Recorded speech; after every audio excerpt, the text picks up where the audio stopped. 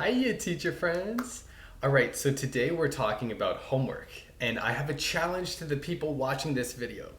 If I could get 30 viewers to write down one homework task, any homework task that they've given their italki student, or one homework task that they plan to give their student, then I will release a Google Doc, the link to my Google Doc in the description below, with 30 homework tasks that I've given my students. Yeah, this is all in an effort to try to exchange and share information on the platform so we could all become better teachers.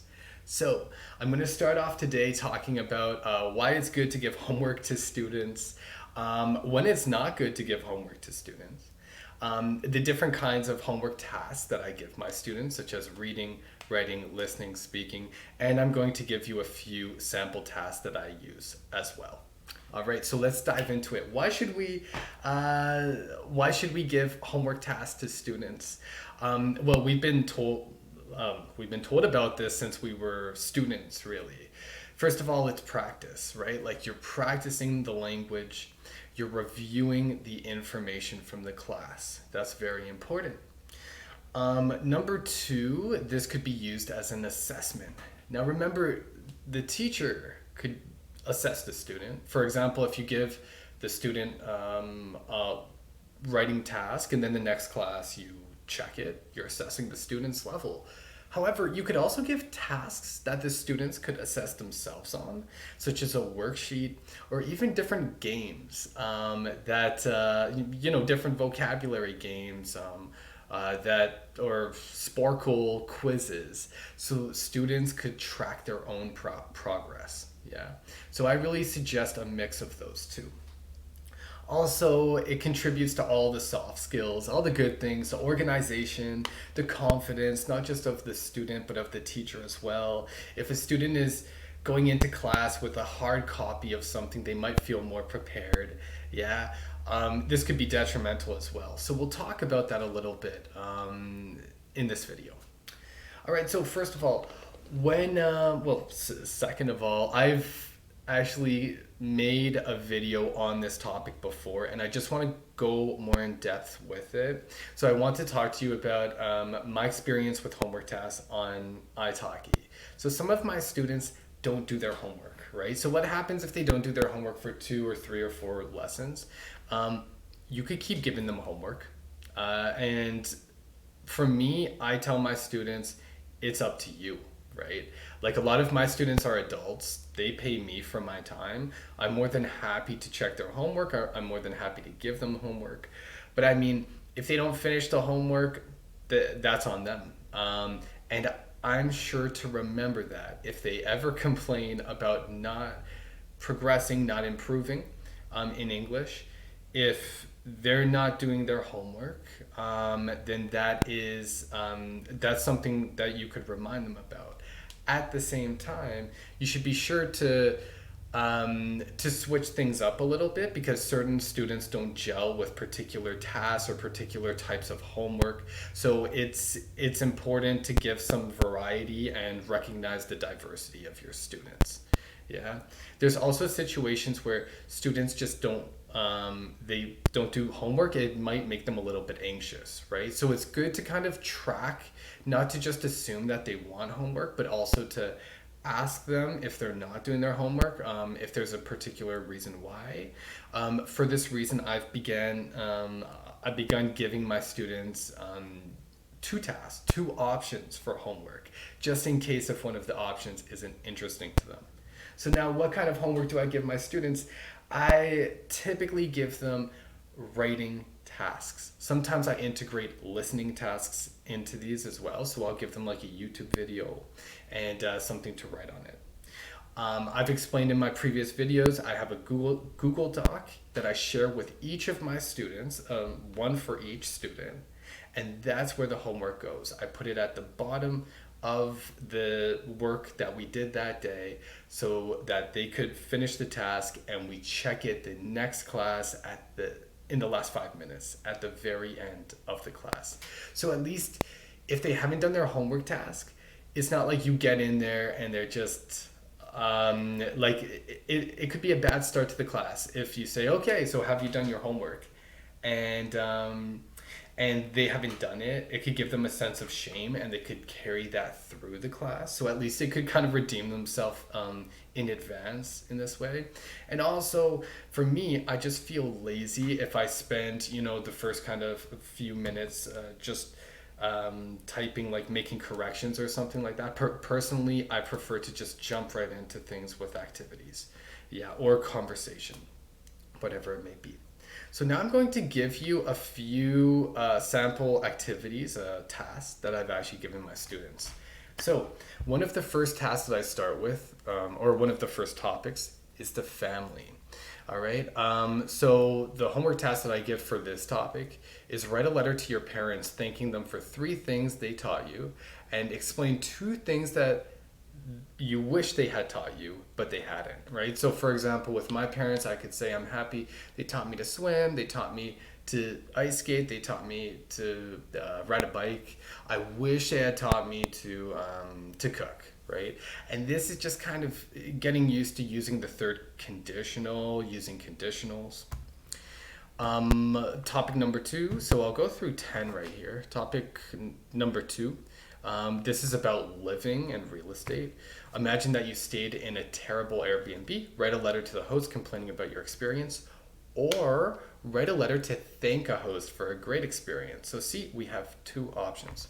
By the way, all of these tasks are 150 words. They're typed in paragraph form. They could be informal or formal. It's up to my student. Yeah, it's their choice. And I think this is really important that you tell your students this. Like, if you want them to write a letter, if you want them, whatever the task is, I think it's very important to specifically say it and to get used to writing it in like as quickly as you can, as efficiently as possible. Yeah, that could really help because you'd be surprised by how much students could be confused by even simple homework tasks because they're used to finding these in textbooks where they have like templates and they have examples, right? Okay, number three, homework. So this is for memory, the topic of memory. What makes you feel nostalgic? Check out this article, and it's a BuzzFeed article with some like nostalgic pictures. So they could go through, tell me what makes them feel nostalgic. Maybe nothing makes them feel nostalgic because a lot of them are from different countries and they had different childhoods than I had. They could tell me what else makes them feel nostalgic. Yeah. Okay, cool. Number four, plan a road trip in a country that you'd like to visit. How would you complete this trip? This is a pretty standard one when we talk about travel, for the topic of travel. Number five, this one is for debates. Choose one debate from this list, and I give them a list of like controversial topics. Write a dialogue between two people. Use some logical fallacies in the debate. This is pretty advanced. This is pretty high level, but it could really be fun to get them to engage with the topic. Okay, cool. The positives of the quarantine, the COVID quarantine. We wouldn't say the positives of COVID, but we would say the quarantine. So I actually have a topic where I talk about positive outcomes. So this could be, some people became more organized, some people focused on themselves more, some people learned languages during the quarantine. Yeah, so for this, I have them write a letter to their pre-pandemic self. Give yourself tips on how you would deal, how you could prepare for the pandemic to come. Yeah. Okay, good stuff. Aside from that, I have two options for success. One is what were the most important decisions that you have made to attain success that you enjoy today? And number two is, have you ever volunteered? Are there any charities that you are passionate about? I don't see how these two are actually interlinked, so I don't know what happened that class, but sometimes this happens. Like sometimes I have classes where, I give homework that is not related to the topic at all, and that's just because something in the class, some conversation, some side conversation went into very interesting territory, and I could tell that it motivated the student, and I want them to keep that motivation. And I could tell that they had never thought about this in depth in English, and I want them to think about it more, and I want them to really like meditate on it and to write about it, right? And even though you're not using like the vocabulary that you went over in this specific topic for this theme, they could still go over the different structures, be it prepositional phrases or negative adverbials or the present perfect continuous, different grammatical structures. So I think that could all work. We spoke about promises. So some people make promises not to lie for a period of time. Would you be able to do this? What would the results be? Yeah. We spoke about social media. Tell me about the future of digital detoxing. Will this be more common? Will it ever be successful? Digital detoxing. Yeah. Education, tell me a story about the weirdest experience you had in university. And actually, weird experiences are like a go to for me. Those are some of the first tasks that I give students. Tell me about something weird that you saw in X, especially if they've been to Canada, even though Canada is not particularly a weird place. I don't know if there is a particularly weird place in Canada. But usually I'll ask them to tell me about their like best experience in Vancouver, or maybe just a weird, like a strange, bizarre experience. Yeah. Yeah, so those are 10 tasks right there. So those are all for writing.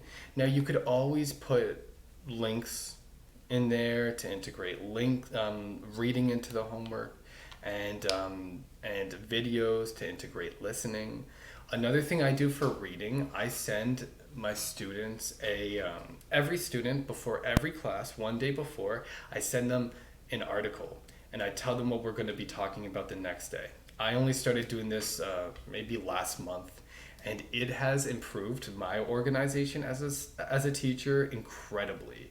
So, and I think it's really helped for my students. Sometimes they come to class with a few questions of what different words mean. It gets them thinking about the topic in advance. Yeah, it just gets them to practice. So I consider that homework as well. Even though I didn't assign it the class before, it's the day before. It's like I assign the writing the class before, they do it during the week, and then the day before they have this article to prepare them for the class. So you could give your students preemptive homework as well. For speaking, I haven't really, this is the thing about italki. A lot of students want to come on italki because they have to practice speaking, and they hate doing it alone, and they have nobody else to practice with. Like that's what, especially my IELTS students. Many of my IELTS students, I tell them the importance of practicing speaking, but they just say, that like, I can't do it. I can't do it alone. I hate the sound of my voice, so I can't record myself. I give them options of all these different tasks to do, and they just don't like it. They just feel silly doing it. That's what it comes down to. Yeah, so, but I have given some speaking pieces of homework as well. And if your students don't like speaking outside of class, give them a topic where they could prepare a quick monologue for the next lesson at the beginning of the next lesson, the first 2 minutes or the first 3 minutes.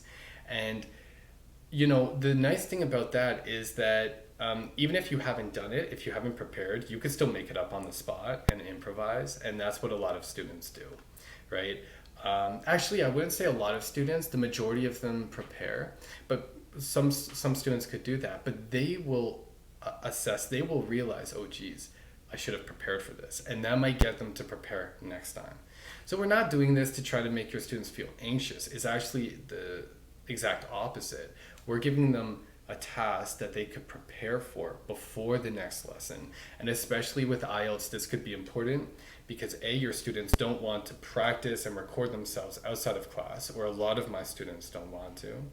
And B, when they're in class, they just have the 1 minute to prepare for their IELTS Part 2 monologue or whatever it may be. And that could be really, that could cause a lot of worry, right? So I think that this is a way to mitigate the stress, actually. Um, so, just a quick summary. As I said before, homework could be a great thing that you could use with your students. I definitely try it with every single student. I track my students' progress. I give my students homework almost every class. If they don't do it, I talk to them about it. I give them options. Yeah, I give them different kinds of tasks. You know, they could create a presentation. All of this will be in my document that I will share if 30 people, 30 viewers, share one task that they have done with a student, or one task that they plan to do with a student. So, as I said before, thank you for the support and for supporting the community. If you're kind enough to comment below, um, I would love to hear about your views on homework. And if you don't give homework, please tell me why. I'm sure lots of people would love to know. And until next time, keep smiling.